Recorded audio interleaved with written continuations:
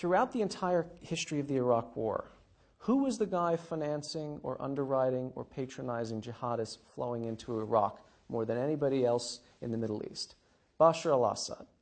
This guy was underwriting al-Qaeda in Iraq up until 2009. In fact, what would happen is if you were a jihadist in Tunisia, Saudi Arabia, Pakistan, you would fly into Damascus International Airport.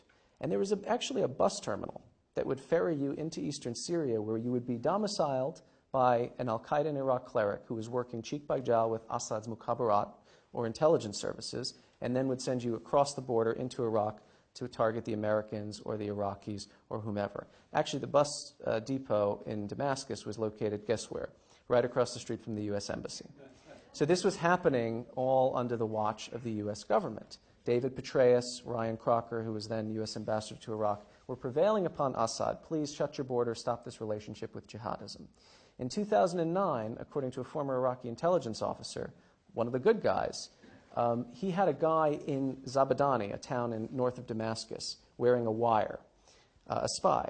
And the spy sat in on a meeting that consisted of al-Qaeda in Iraq, Saddam's Ba'ath Party agents, and the Syrian security services, planning terrorist attacks not even against the Americans, but against Iraqi state institutions.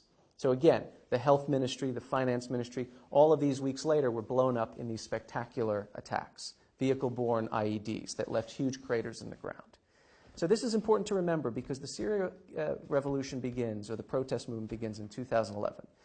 From day one, Assad's line is this: I am fighting not protesters or Democrats, I'm fighting al-Qaeda.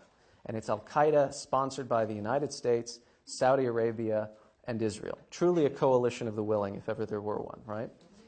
The problem was, how do you win the media narrative when you're shooting children? I mean, 12-year-old girls sniped through the eye by the security services. How do you win the media narrative when members of your own military, remember that the Syrian military, at the officer level, it's mostly Alawites because they benefited from this patronage system. They were promoted above the Sunnis. But the Sunni conscripts were the ones who were actually carrying the packs and the guns and going out and doing the fighting. They would be sent into territories and told, you're going to fight terrorists, except when they got there, they weren't terrorists. There were people marching in the streets with banners and saying, we want the downfall of the regime. So the military refused to open fire. The mukhabarat came in and said, if you don't open fire on them, we're going to open fire on you.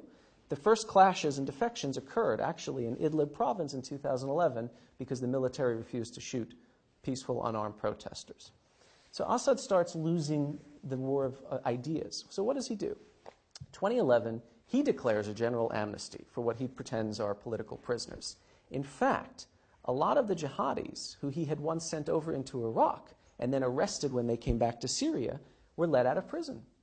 And the three top Islamist brigades or rebel units on the ground up until recently, the commanders of all three were former inmates of Sednaya prison in Damascus. They were let out in May of 2011 by Bashar al-Assad. Why did he do this?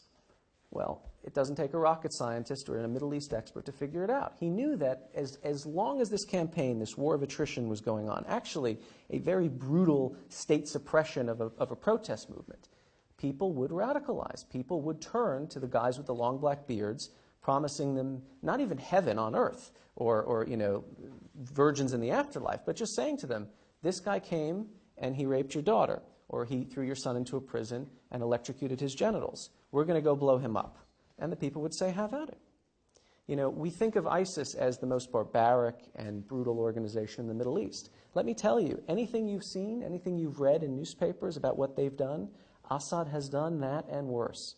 Burning people alive, Assad's militias, Assad's Shabiha, these are mercenary gangs responsible for some of the worst massacres. They lock whole Sunni families in their homes and set the house on fire and let the families cook alive. You're just not seeing it on CNN.